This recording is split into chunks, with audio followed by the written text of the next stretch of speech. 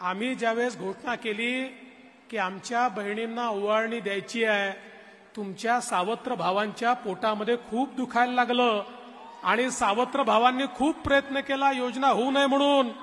मग पहिल्यांदा कोर्टात गेले.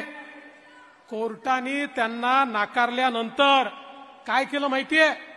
जाणीवपूर्वक फॉर्म भरून घेतले आणि त्याच्यावर पुरुषांचे फोटो लावले, जेणेकरून महिलांना नंतर सांगता येईल तुमचे फॉर्म तर आम्ही सरकारला दिले होते, पण सरकारने ते फॉर्म स्वीकारले नाही.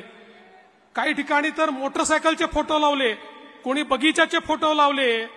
जाणीवपूर्वक अशा प्रकारचे फोटो लावून हे फॉर्म रिजेक्ट झाले पाहिजेत आणि महिलांपर्यंत पैसे पोचू नये अशा प्रकारचा प्रयत्न झाला. हेही करून हे लोक थांबले नाहीत. आपल्या पोर्टलवर मोठ्या प्रमाणात जंक डेटा त्यांनी टाकला, जेणेकरून हे पोर्टल स्लो झालं पाहिजे, हे पोर्टल बंद पडलं पाहिजे.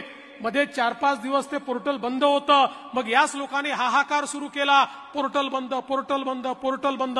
अरे काळजी करू नका, पोर्टल बंद पडलं, आम्ही ऑफलाईन फॉर्म स्वीकारले, ते पुन्हा पोर्टलवर आणले आणि त्या ठिकाणी आमच्या बहिणींना पैसे आमचा देण्याचा जो निर्धार आहे तो आम्ही पूर्ण केला.